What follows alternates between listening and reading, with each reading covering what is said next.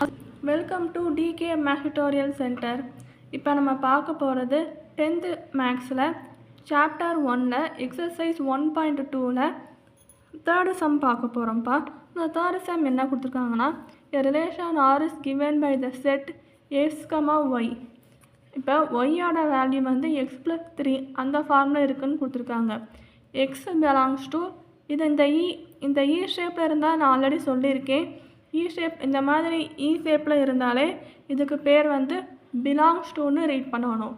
அதாவது எக்ஸ் வந்து 0 1 2 3 4 5.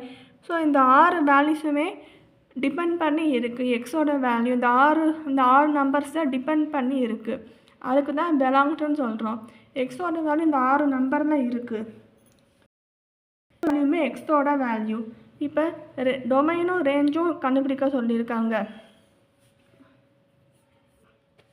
இப்போ டொமைன் ரேஞ்ச் எப்படி கண்டுபிடிக்கலாம் பார்க்கலாம். ஃபஸ்ட்டு வந்து கிவனில் வந்து என்ன எழுதணும்னா, இப்போ நான் கொஸ்டினை எழுதியிருக்கிறது அப்படியே கிவனில் எழுதணும். கொஸ்டினில் வந்து relation R is given by the செட்டுன்னு அப்படின்னு ஒரு சென்டென்ஸ் ஃபார்மேட்டில் கொடுத்துருக்காங்க. ஸோ நீங்கள் அந்த சென்டென்ஸ் ஃபார்மேட்டில் இருக்கிறத ஷார்ட்டாக நீங்கள் ரிலேஷனை வந்து கேபிட்டல் லெட்டர் ஆர்ன்னு போட்டு ஈக்குவல் டு போட்டு இந்த வேல்யூஸை எழுதிருங்க இங்கே. அவ்வளோதான்ப்பா. அதுக்கப்புறம் எக்ஸோட வேல்யூ எழுதிருங்க. ஒய்யோட வேல்யூ x+3 அந்த ஃபார்மில் இருக்குதுன்னு கேட்டிருக்காங்க.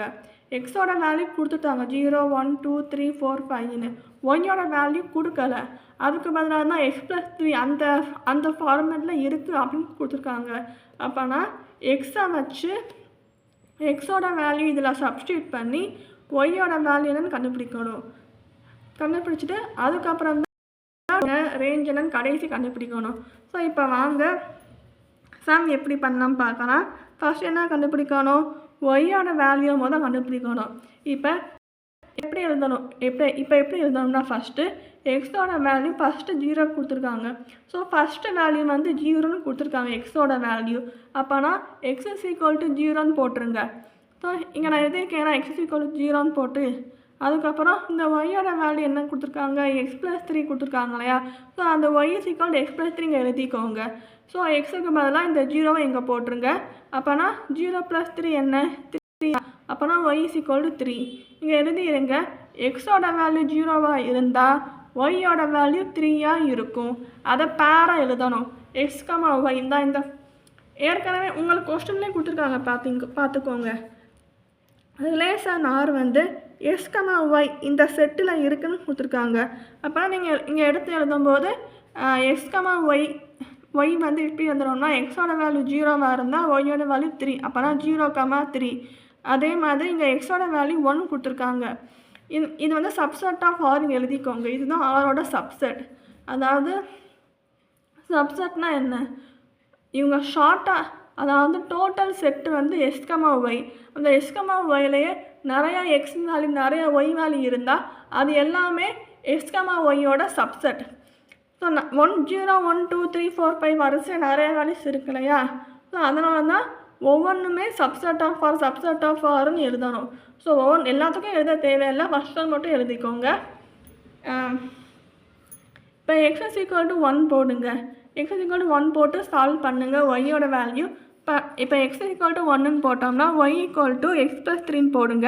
எக்ஸுக்கு பதிலாக 1 போடுங்க. அப்போனா 1+3 போட்டால் 1+3 அப்போ வரும் 4 வரும். அப்போனா ஒய்யோட வேல்யூ 4. இங்கே பேரா எப்படி எழுதணும், எக்ஸோட வேல்யூ 1ஆக இருக்கும்போது ஒய்யோட வேல்யூ 4 கிடைக்குது நமக்கு.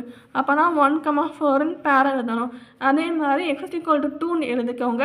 இப்போ y is equal to x+3 கொஸ்டினை கொடுத்துருக்காங்க இல்லையா, இது அப்படி இங்கே எழுதிட்டு எக்ஸுக்கு பதிலாக இங்கனுக்குள்ளே கொடுத்துருக்க எக்ஸோட வேல்யூ 2ன்னு கொடுத்துருக்க வேல்யூ வந்து இங்கே வந்து போடுங்க. ஸோ இங்கே போடுறதுக்கப்புறம் 2+3 என்ன 5. ஸோ 5ங்கிறது எதோட வேல்யூ ஒய்யோட வேல்யூ கிடச்சிருச்சு.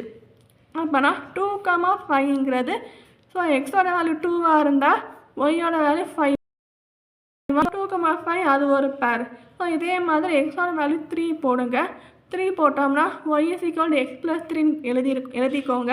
ஸோ எக்ஸுக்கு பதிலாக 3 போடுங்க. 3+3 ஆட் பண்ணால் 6 வரும். ஸோ ஒய்யோட வேல்யூ 6 வரும். அப்போனா பேர் பண்ணால் 3, 6 நீங்கள் எழுதிடணும். அதுக்கப்புறம் எக்ஸோட வேல்யூ 4 வேல்யூ x+3 ஃபார்மேட்டில் எழுதுங்க. ஸோ எக்ஸுக்கு பதிலாக 4ங்கிற வேல்யூவை ரீப்ளேஸ் பண்ணோம்னா 4 + 3 என்னது 7. ஸோ 4,7 எழுதுங்க. ஸோ எக்ஸோட வேல்யூ இங்கே வந்து 5 போடுங்க. y = x + 3 எழுதுங்க. எக்ஸுக்கு பதிலாக 5 போட்டோம்னா 5 + 3 = 8ன்னு எழுதுங்க. ஸோ 5,8ங்கிறது அது ஒரு பேரா எழுதிக்கோங்க. இப்போ கடைசியாக ரிலேஷன் எழுதணும். ரிலேஷன் R அவசியம். ரிலேஷன் எல்லா சம்மே R போடுங்கப்பா.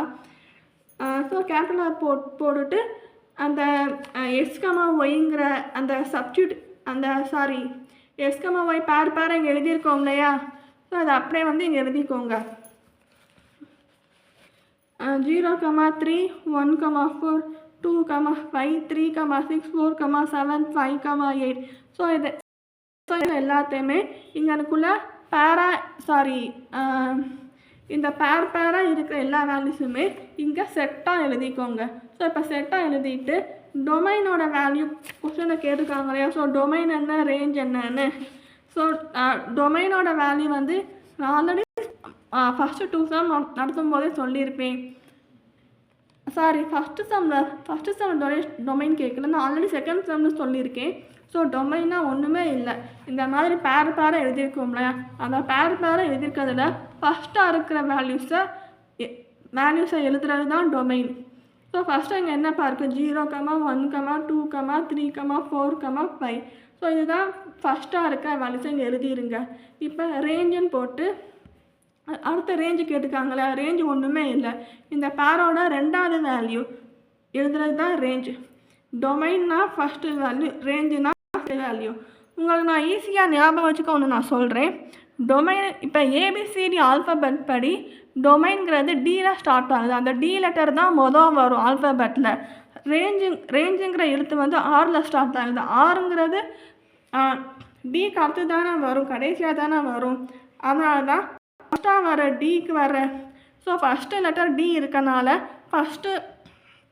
ஃபஸ்ட்டாக இருக்கிற மாதிரி டொமைனில் எழுதுங்க. ரேஞ்சுக்கு R வந்து கடைசியாக வரனால ஸோ 2வது இருக்கிற வரிசை இங்கே எழுதிடுங்க. ஸோ அப்படி ஞாபகம் வச்சுக்கோங்க ஷார்ட் ஃபார்மாக. ஸோ அவ்வளோதான்ப்பா இந்த சம்மு.